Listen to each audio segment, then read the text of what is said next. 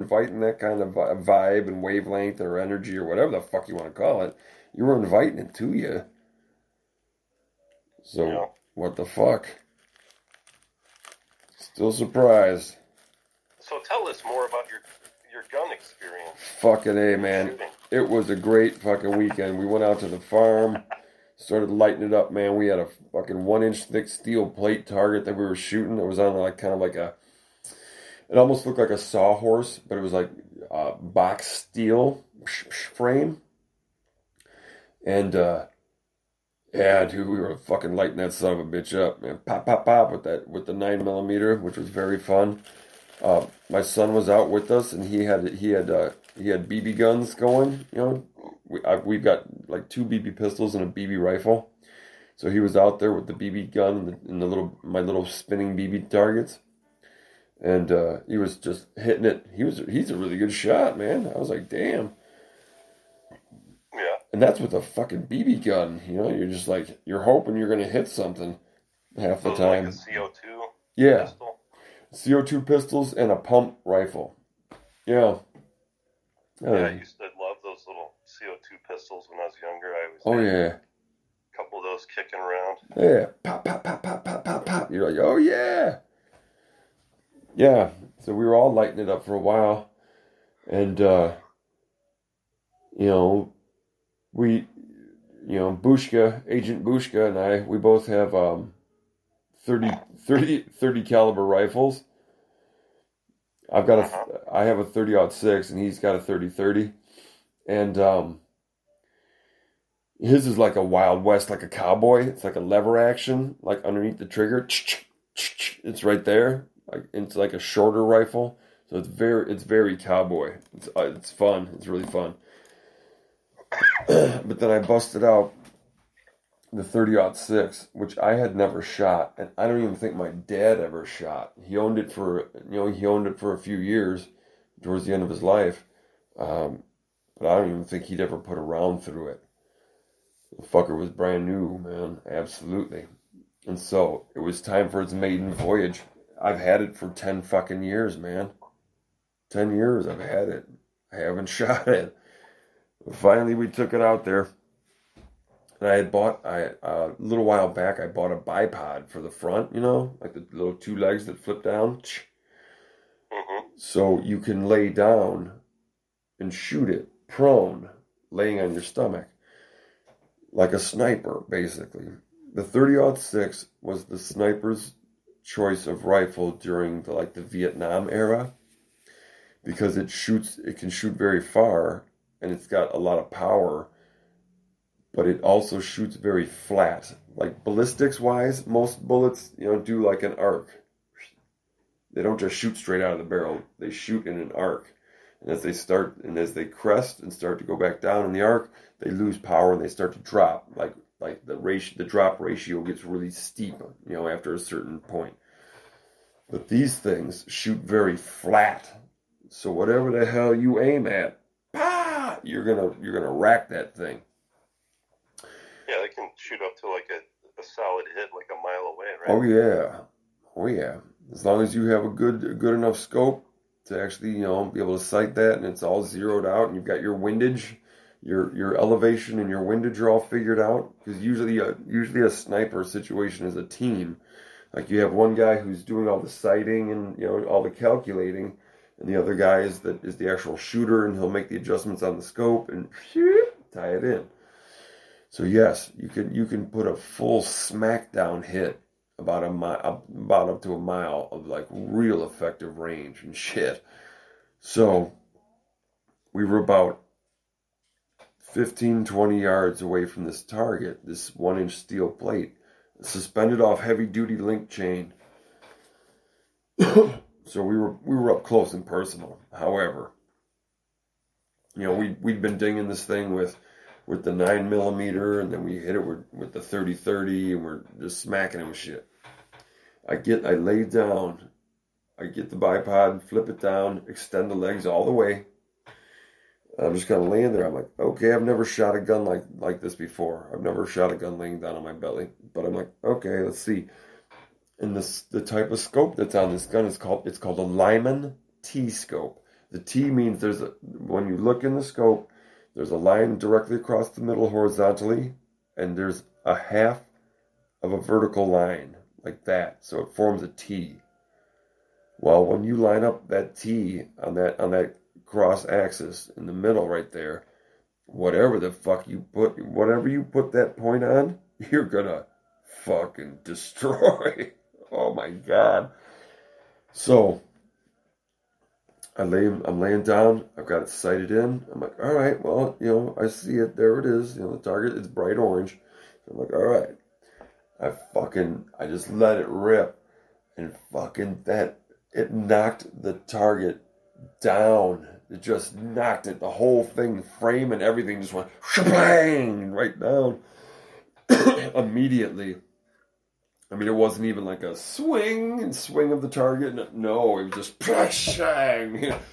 And Greg and I looked at each other like, what the fuck just happened?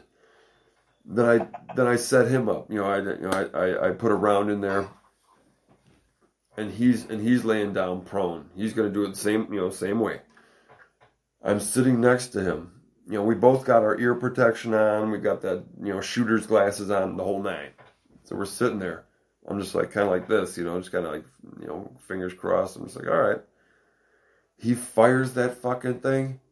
The concussion went up, hit me in the side of the face, went up under my glasses, fluttered my eyelashes, and shook my eyelids in my face. It went, it was this wind that just went, all of a sudden I was like, oh my God. It was fucking nuts, dude. I just looked at him, I go, man, something definitely just happened. I'm like I'm taking my glasses off, and I'm like, what the fuck? Is there stuff on my face? Yeah, it was crazy, man. That gun is fucking nutty. If I ever had to fucking take position in the clock tower of my house, they're gonna scatter like ants off of my property. That's all I can say. Because I mean, it was fucked up. It's loud. It's loud. Huh? Loud as fuck. There's concussion, like impact comes out of it, and what I'm telling you. Silencers for those kinds of guns? What's that?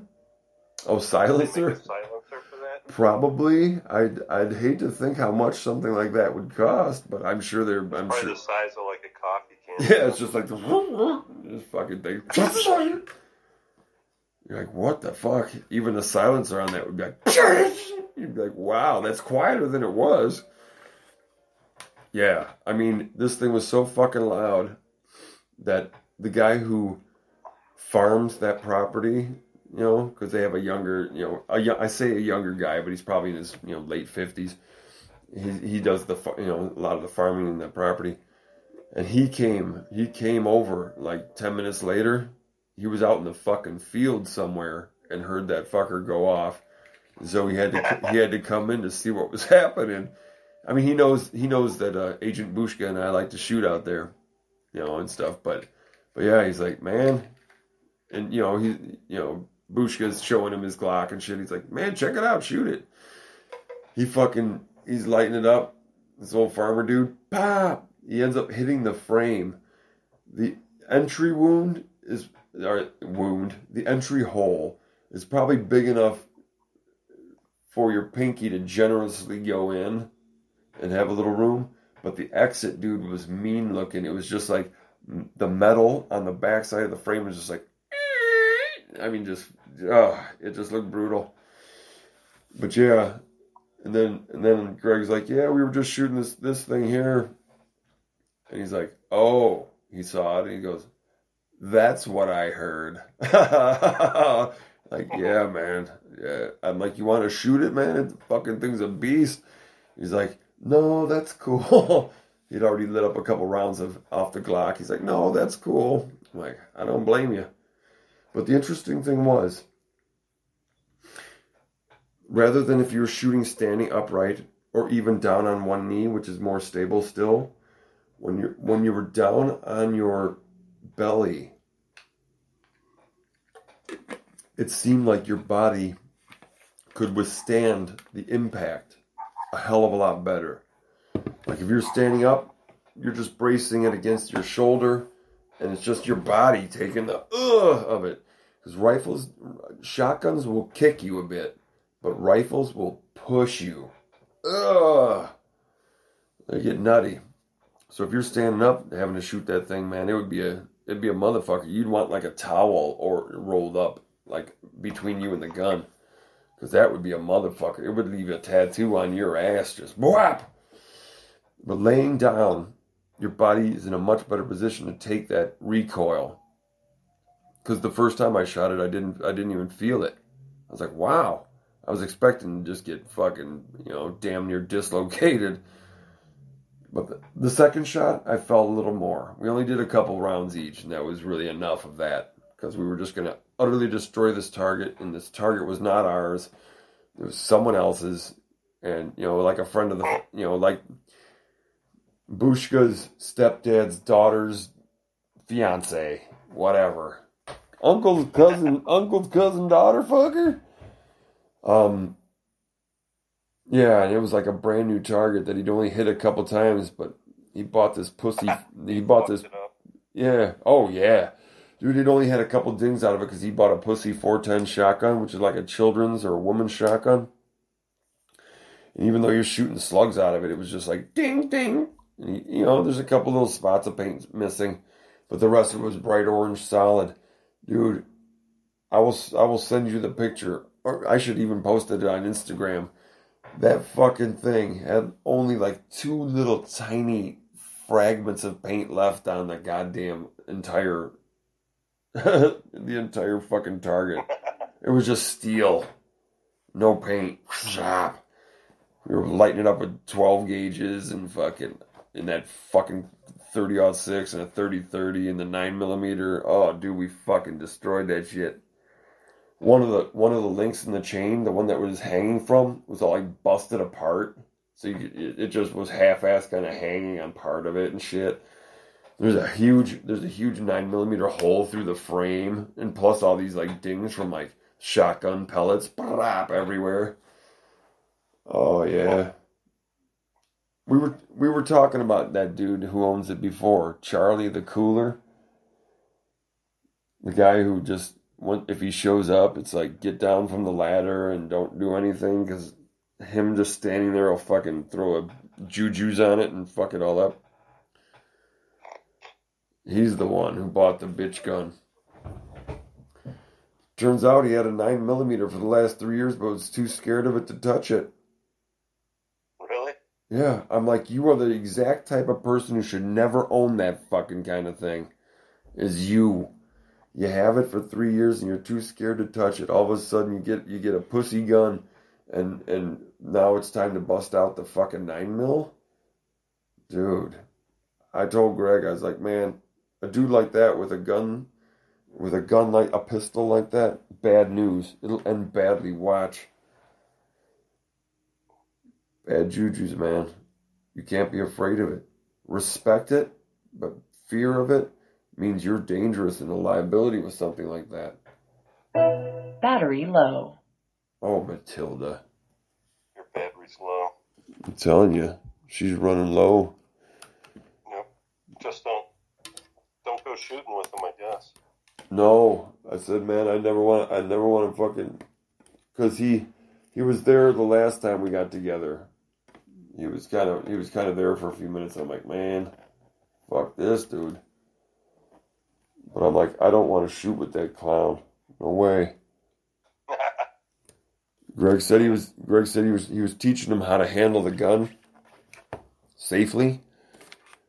And he's like, here's how you discharge a bullet out of the chamber. Here's what you do. Clock, clock. And he said the dude pointed it at his own nutsack while there was a live round in the chamber. While he was trying to eject it, he was trying to figure it out, and he was pointing it at his own balls and shit. Like not even thinking of paying attention to where the hell the business end of that gun was. And that's fucking gun handling 101. If you want to take the fear of a gun away from your mind, learn how to fucking respect the business end of it. Always treat it like it's loaded, all that shit. Well, yeah, I did a little paint chap, and there was this